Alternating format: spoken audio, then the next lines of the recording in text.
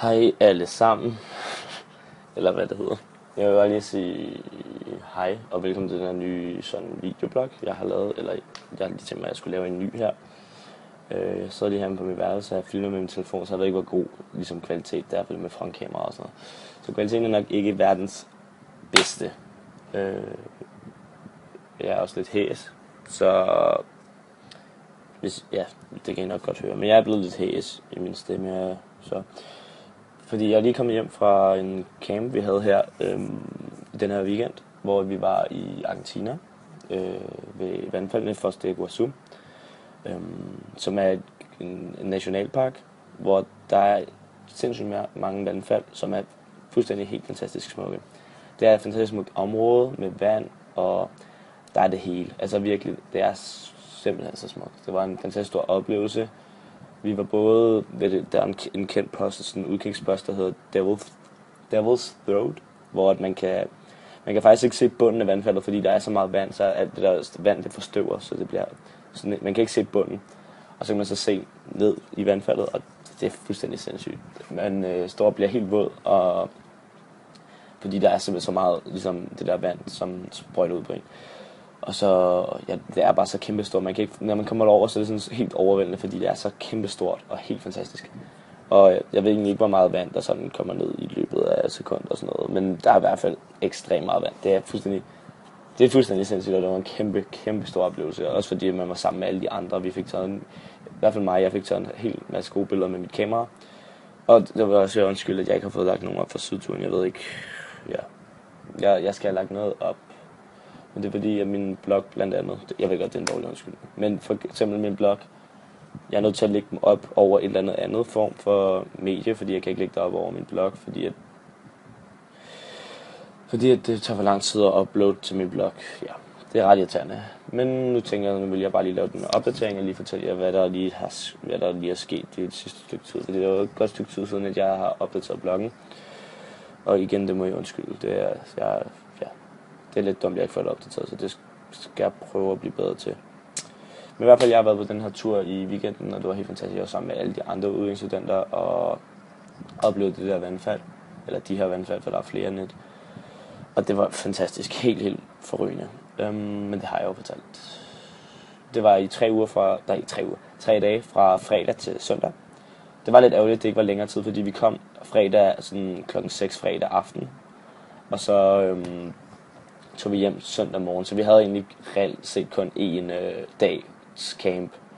Så det var lidt ærgerligt, fordi vi rejste 6 timer, eller lidt mere end 6 timer, det var lidt ærgerligt, at vi ikke havde mere tid, så vi kunne både være sammen med de andre udviklingsstudenter, og så, fordi der er nogle andre steder, man kan kigge med, der er noget ørkenslags med nogle sten, skulpturer og sådan noget, som jeg godt ville have set også, som vi ikke fik set. Så det var lidt ærgerligt også, fordi vi alle sammen har sommerferie nu, så vi alle sammen har tid til at ligesom bruge mere tid. Så det var det eneste, der var lidt ærgerligt, men det var rigtig dejligt at se alle de andre efter sydturen og ligesom være sammen med dem igen. Og så få set de her vandfald, som jeg nok allerede har fortalt, at det var helt fantastisk. Ja, jeg har sagt, at jeg er hæs, så det er derfor, min stemme er lidt rusten lige nu. Ja. Så vil jeg skifte emne nu. Lige nu sidder jeg herinde på mit værelse, som jeg deler med min bror. Jeg ved ikke lige, om I kan se. Jeg ved ikke, hvor godt det er, jeg filmer. Jeg har et skab derovre, fjernsyn og hans seng, og så er det min seng, jeg lige sidder på. Så er det her, fordi der er lidt bedre lys, og så udenfor, der hvor jeg lavede min første video, der er min lille sådan terrasseseng, som jeg brugte sidste gang. Så vil jeg bare tænke mig at sidde herinde, fordi der var meget godt lys, fordi kameraet i forvejen ikke så godt, så jeg tænkte, det kan være lyset, fordi det gør det lidt bedre. Ja, jeg har også taget kasket på i dag, fordi jeg tænkte, det er nok bedst for alle parter, specielt for min families skyld, fordi altså, jeg kan prøve at tage den af. Altså, ja. Jeg er i gang med noget langhårsprojekt. Jeg ved ikke, om det skal stoppes omgående, men altså, det er sådan, når jeg sætter det, så kan det godt se pænt ud. Men jeg har ikke givet at sætte det, så jeg tænkte, det bliver kaskethår, så det bliver lidt langt. Jeg ved, at mine forældre hader mig for det her lige nu, så jeg vil tage kasketten på igen, og så må I bære mig over med det. Hvad er der mere at sige? Siden sidst er der sket en hel del. Altså, jeg har fået sommerferie. Jeg har haft sommerferie i lang tid nu. Og det har været dejligt, men også lidt mærkeligt, fordi at, man går fra, at der er sket så meget hele tiden, hver dag er en ny oplevelse i skolen og sådan noget. Så det begyndte at blive lidt mere stille og roligt nu. Det er også nok, fordi jeg begynder at føle, det måske er mere hverdag. Og så alligevel ikke, fordi så fik vi lige pludselig sommerferie, og det har jeg haft i næsten 2 måneder nu. Men alligevel starter jeg her i skolen næste mandag, så jeg tror, jeg kommer til at ske en hel del de næste par måneder, fordi fra på onsdag, der skifter jeg familie til min counsersfamilie, og det er jeg rigtig glad for. Det bliver dejligt, der sker noget nyt, og man ligesom får prøvet noget nyt og får oplevet noget nyt, ikke? Fordi jeg har begyndt sådan lidt jeg har bare lyst til at komme i en ny familie og opleve noget nyt, fordi det begynder at blive lidt halvkedeligt her, og jeg føler måske, at jeg kunne opleve så meget med en anden familie. Så jeg tror, det er godt for begge parter. Vi havde et enkelt skænderi, men egentlig ikke skænderi, men vi er blevet gode venner igen, vi har fået snakket sammen, for jeg havde ikke lyst til, at vi skulle skille som uvenner, og det er vi heller ikke mere, så det er ret dejligt, at vi ligesom kunne få løst det problem. Så det var dejligt. Og så skal jeg skifte til min counsersfamilie her fra på onsdag. Og det bliver rigtig dejligt, fordi jeg har allerede besøgt dem et par gange, min counsersfamilie, og jeg har også sovet hos dem 3 nætter, tror jeg nok det var, før. Så det bliver dejligt at skifte over til dem, fordi det er nogle rigtig søde, det er en rigtig, rigtig sød familie. Jeg føler, at jeg kan blive rigtig godt integreret i den familie. Jeg får en hostsøster og en hostbror, hvor han er, jeg tror han er 20 år eller noget, og hun er 16 år. Så jeg tror, jeg kunne få et rigtig godt sådan bånd til dem. Plus at min hostmor og hostfar er rigtig flinke. Og de er også ferie nu, så jeg kommer til at kunne bruge noget tid sammen med dem, og det tror jeg bliver rigtig godt, fordi jeg skal bruge noget tid sammen med dem. Og så, ja, og jeg kommer til at bo tættere på Kai, som er min gode ven fra Holland, så det bliver også dejligt. Og så ja, bare der sker noget nyt, det tror jeg bliver helt vildt lækkert. Det tror jeg er ret vigtigt. At jeg vil rigtig gerne ligesom have 2 familier i løbet af mit år, for jeg tror det er ret vigtigt, for jeg fik det. Så jeg fik det, som jeg ville have det, så det var godt. Vi kan lige prøve at gå udenfor. Jeg tror det er lidt halvvarmt, så jeg sad lige indenfor i noget aircondition ting. Så nu sætter jeg mig lige udenfor. Der var lige en bil, så det larmer lidt. Det larmer nok lidt udenfor. Men ja, ja, det har bare været varmt. Det har været meget varmt her i sommeren. Og jeg er ikke glad så meget, fordi, som sagt, der kommer en motorcykel. Min familie har ikke nogen pool, og der er heller ikke nogen steder, jeg kan bade her i Paraguay, udover min counsersfamilie. Så jeg kommer til at få en pool i mit næste hus, af min næste familie. Så det bliver rimelig lækkert. Jeg ved ikke, har jeg ligesom vist sådan. Jeg kan lige vise udskægten fra min altan, eller hvad det nu er. Så der er lidt udsigt her. Vi kan lige kigge ud op der, og så får jeg lige sådan en 180 gangs show off her til et eller andet. Jeg tror det er et pummeltræ, vi har her. Ja, så det er jo fint. Ja, hvad er der mere at fortælle? Jo, jeg kan fortælle, hvordan jeg har det. Jeg har det ret godt. Jeg føler stadig, at mit spansk bliver bedre og bedre og bedre. Jeg glæder mig til at skal starte i skole, fordi jeg tror, jeg kommer til at være meget mere spansk der, end når jeg bare sidder hjemme. Ikke fordi jeg kun har siddet hjemme i sommeren, men der har været meget mere tid, hvor jeg har siddet hjemme, når jeg er sammen med mine både paraguayske venner og mine ikke rigtige venner, mine udvekslingsvenner. Det er også, hvad jeg ser lidt træt ud. Måske. Det ved jeg ikke.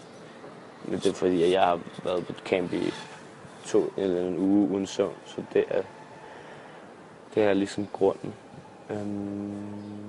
Ja. Jeg kan jo prøve at give lidt længere ligesom, forklaring på, hvordan jeg har det stadig godt, som sagt. Jeg glæder mig til at skifte familie, som sagt. Ja. Jeg begyndte at ligesom, glæde mig mere til at skifte, men jeg har sagt alt. Hvad har jeg mere oplevet? Jeg har ikke været på ferie med min familie, hvilket er ret ærgerligt, da jeg godt kunne tænke mig, så var jeg ligesom at bruge noget mere tid med min familie lige nu, fordi jeg ikke er født. Det er ikke fordi, jeg ligesom... jeg er måske lidt skuffet. Jeg er ikke så sur over det, fordi jeg ligesom bare bliver nødt mig til det. Men det er nok... Det er ret irriterende, synes jeg, at jeg ikke er blevet ligesom integreret en del af familien. Så jeg har hverken været på ferie med dem. Og jeg har heller ikke brugt specielt meget tid med dem her i løbet af sommeren. Det er nærmest kun i weekenderne, jeg har brugt tid med dem. Fordi de har haft arbejde for jorden, de har brugt al deres ferie på at tage en tur til USA. Moren og faren. Så ja. Så ikke så meget tid, jeg har brugt sammen med dem, så jeg har mere bare taget ud over til mine paraguayanske venner og mine udviklingsstudentsvenner. Og så har jeg taget nogle smutture rundt omkring i Paraguay til nogle af de andre udviklingsstudenter til blandt andet nogle byer og sådan noget. I Coronel Oviedo, som det hedder, hvor jeg har været og besøgt nogle af udviklingsstudenterne der, og det var super fedt. Så ja, jeg er mere sådan, så holdt min egen sommerferie alene med nogle udviklingsstudenter, jeg har rejst rundt med og sådan lidt. Så det har egentlig været okay. Det har ikke været noget problem, og nu skifter jeg til min nye familie, og de har en uges ferie, hvor jeg ved ikke, om vi tager nogle steder hen. Men det kan godt være, at vi måske tager et sted hen, men ellers er det også fint, at jeg bare bliver hjemme og så får snakket med dem, og ligesom bruger noget tid sammen med dem, og ligesom får snakket igennem dem, og ligesom kommer til at kende hinanden lidt bedre. Hvilket jeg tror er en ret god idé. Som sagt, det er en super god familie, jeg glæder mig til at komme hen til den, og nu har jeg kommer lige en bil, der larmer lidt, eller en lastbil, kan I lige se den. Det var en... Ja, det var en lastbil. Men i hvert fald, så... Ja, det var en familie, jeg kan ikke løse, hvor jeg kom fra. Så vil jeg fortælle, at jeg har søgt... Det er ikke noget med udviklingsår at gøre, men jeg har søgt gymnasie nu. Og jeg har søgt ind på et gymnasie i Roskilde, en linje på Roskilde Amtsgymnasium, som er en linje, som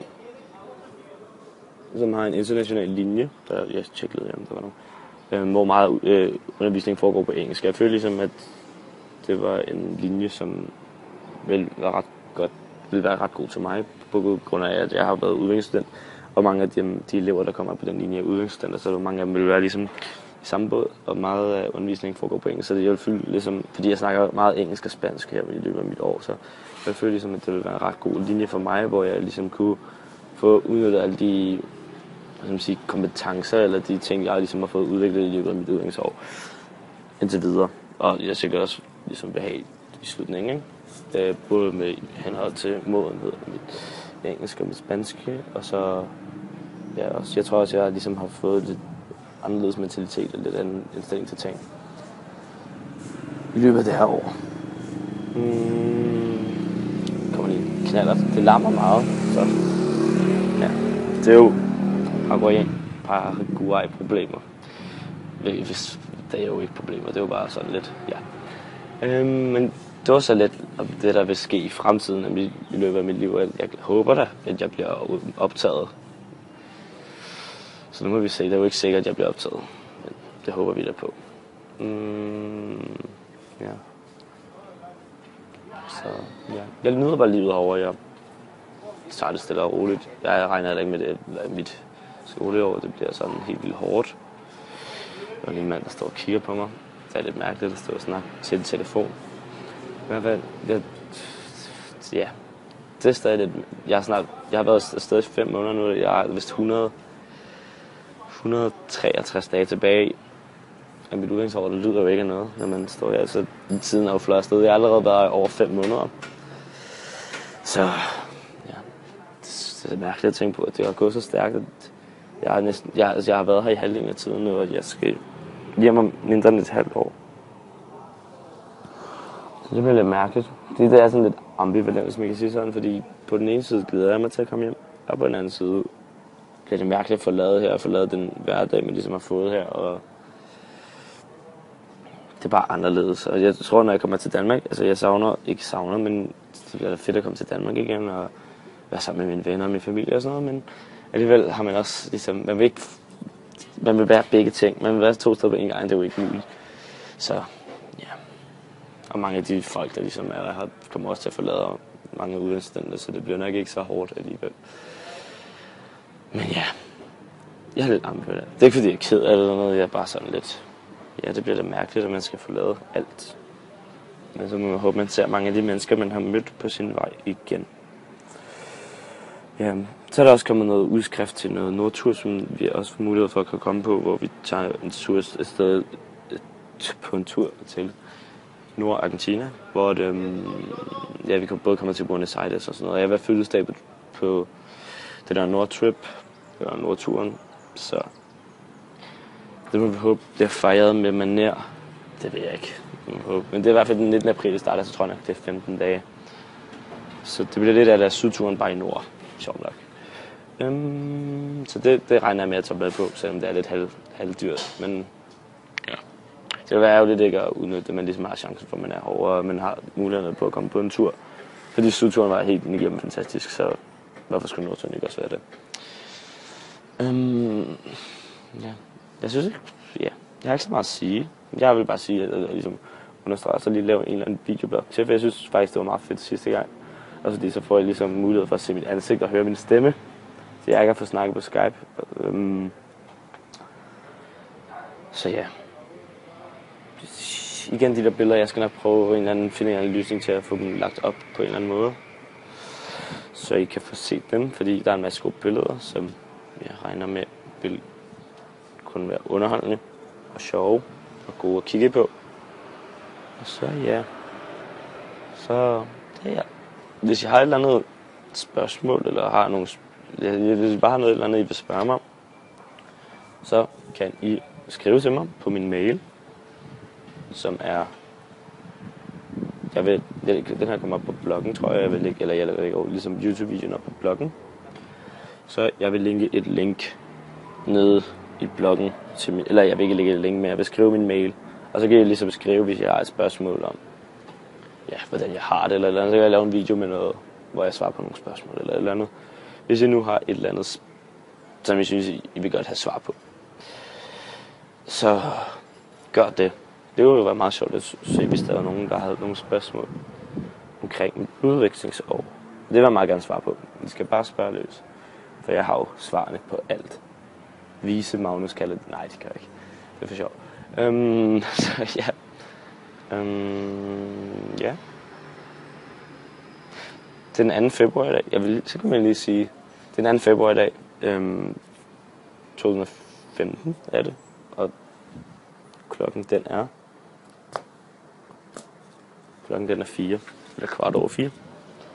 Og jeg står i Paraguay, San Lorenzo. Og jeg står på min veranda, eller hvad det er, en lille altan er det vel, jeg står på. Så ja, i shorts og i t-shirt. Så ja, jeg kan lige slutte den af, for at gøre min familie glade. Så bliver de glade, når de ser mit hår, når det er sådan her. Ej, det er næsten for synd at kigge på. Så ja, jeg vil bare sige, jeg kan kun lave videoerne 20 minutter lange på YouTube. Altså jeg kan kun lave dem 20 minutter lange, ellers så kan jeg ikke lægge dem op. Så er jeg nødt til at lave 2 parter, ligesom jeg gjorde i den første. Fordi hvis de er over 20 minutter, så kan jeg ikke lægge den op. Og lige nu har jeg filmet i 18 minutter. Eller, det har jeg så nu. Der har jeg filmet i 18 minutter. Så jeg tænker ikke, at jeg vil lave den her video for lang. Eller for kort. Men jeg vil bare sige, at jeg har det godt i Paraguay. Jeg starter i skole på næste mandag. Det er mandag i dag. Jeg starter i skole på næste mandag. Jeg skifter familie på onsdag. Den her onsdag. Og jeg havde en fantastisk tur til vandfaldet der. Så jeg vil bare sige, at det var fantastisk. 3 dage jeg havde. Eller 1 dag. 1 fuld dag. Altså 2 kvarte dage. På den der camp. Og vi havde fantastisk. Så vil jeg så lige finde en løsning til, at jeg kan lægge de der billeder op. Både fra sydturen og på vandfaldsturen. Et eller andet sted. Så jeg skal nok lige holde jer opdateret på det. Og så glæder jeg mig til at høre fra jeres spørgsmål, hvis I har nogle spørgsmål. Og jeg skal nok lægge min mail i her et eller andet sted. Jeg kan også lige sige den højt, hvis jeg glemmer det, hvilket jeg ikke tror, jeg gør. Men der kunne være mulighed for, at jeg glemmer det. Magnus-, jeg ved ikke, hvad den der streg hedder, men Magnus-Strandberg @hotmail.com. Ja. Det kan også være, at jeg lægger lige sådan ting op i videoen, sådan her, hvor der står. Men ja, jeg vil gøre lidt længere, fordi jeg som sagt har kun 20 minutter. Jeg ved ikke, jeg tror måske ikke, jeg klipper i det, fordi jeg har ikke lavet rigtig nogen fejl eller noget, så jeg tror bare, jeg ligesom laver en lang, og så med bære over med, hvad jeg har lavet. Ja.